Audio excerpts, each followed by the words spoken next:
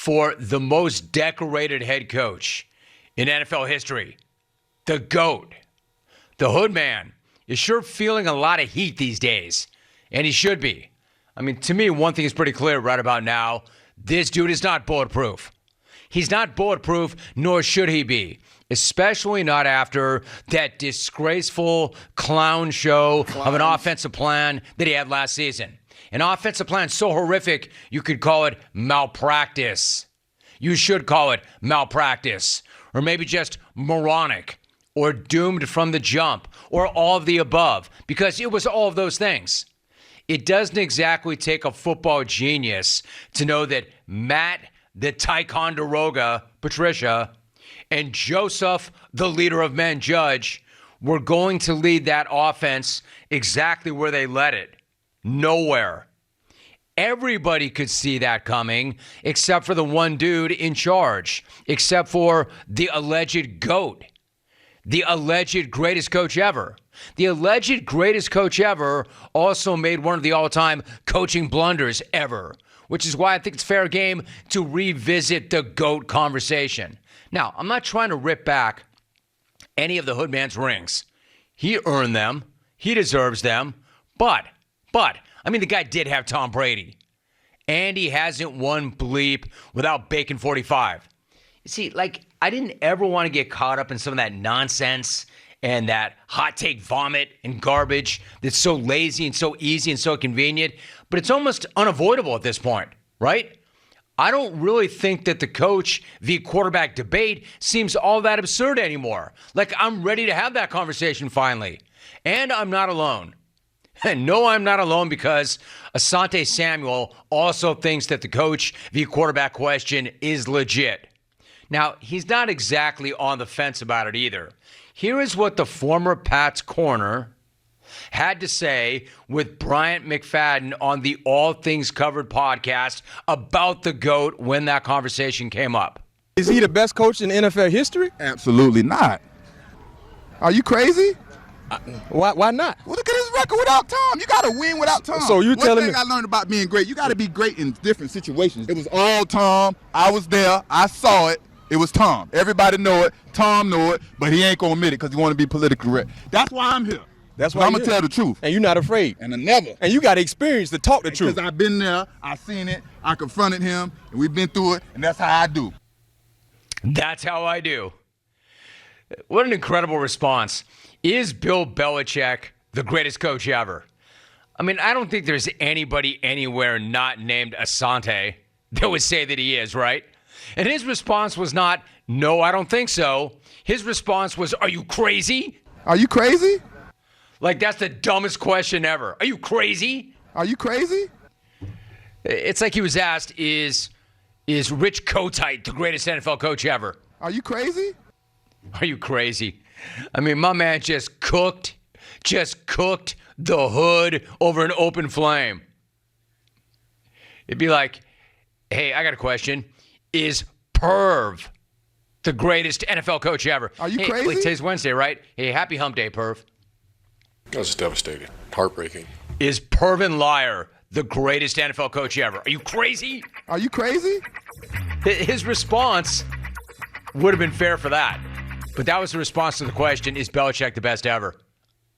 I mean, look, I understand that Asante has been a vocal critic in the past, right? I understand that there's beef there. But you can't say that, if you separate that for a minute and you look at it objectively, you can't say that the man doesn't have a point. Now, are you crazy is a bit much. Are you crazy? As a response. I love it, but it's a bit much.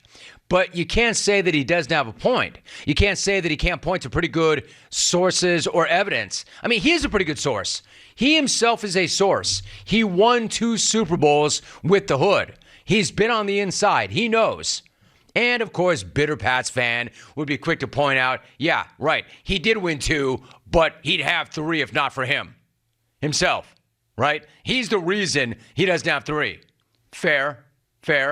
But it also backs up the point that Asante would know how things worked in New England. He was right in the middle of it. He won rings there. multiple rings. He was right in the middle of it. He was there, and he says it's all Tom.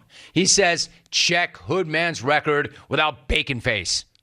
And that record is 79 and 87, including playoffs. He said bacon face himself would say it if he weren't so politically correct, but that's why Asante is there.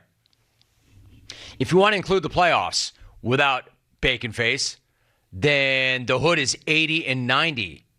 But I will at least give the Mumbler credit for this. That one playoff win is still the last home playoff victory for the Browns, even though it happened on New Year's Day, 1995. Hey, Savage, what year were you born? 96. I didn't even know the answer to that question. So, Belichick has not won a playoff game without Brady in Jack Savage's lifetime. That's how long it's been. I mean, seriously, though, 80 and 90 without Brady does not exactly scream greatness or goatness. It doesn't even scream mediocrity or average. I don't get the urge to make goat noises when I hear 80 and 90 without Brady. And I'll tell you what else, back to my original point. It does not scream untouchable. It does not scream bulletproof. It actually screams the opposite. The only reason Hoodman is going to make it through another crappy playoff-less season is if Bob Kraft wants to keep him around long enough to break Don Shula's record. Just so Kraft can then break him off the second he gets back to the locker room after he does get that record. Bottom line, Hoodman needs a winning season. He needs a winning season. By the way, he needs to win a playoff game. I'm not even saying he needs to win a Super Bowl, although that'd be nice. That would help. But just getting to the postseason to get hammered's not enough. This guy needs to win a playoff game. And not just for his legacy, not just for this talk about whether or not he's the GOAT, not just for the Brady debate.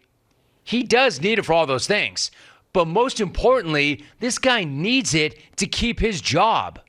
Whether he wants to admit it or not, he is sitting on a very warm seat right about now. And his ass is about to catch fire if the Patriots roll out another 7-10. If the Patriots roll out another 7-10, it won't just be Asante answering the question, is Bill Belichick the best coach of all time, with the answer, are you crazy? Are you crazy? Essentially, what I'm saying is nobody with 6 rings has ever had more to prove than this guy. And don't even try to radio man me right now, Hood, because you know I'm right. You know I'm right.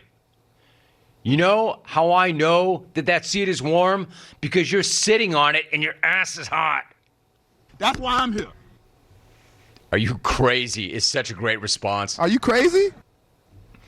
So I never really got too caught up in that debate, but the more evidence you get, the more data you get, the more obvious it is who was more important. And that's how I do. Because that's how he do. I like it, Asante.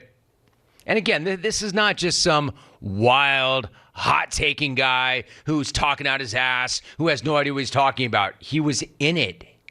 Now, he might have beef, but he was in it. And he did win 2 rings. He knows how they do. He knows how they operate. He knows what's up.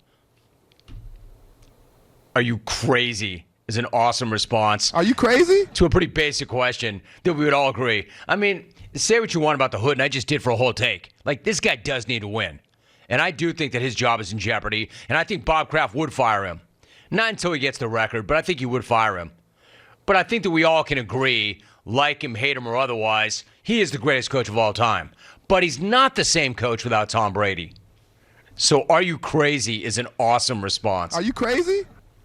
Or maybe your thought is, you know what?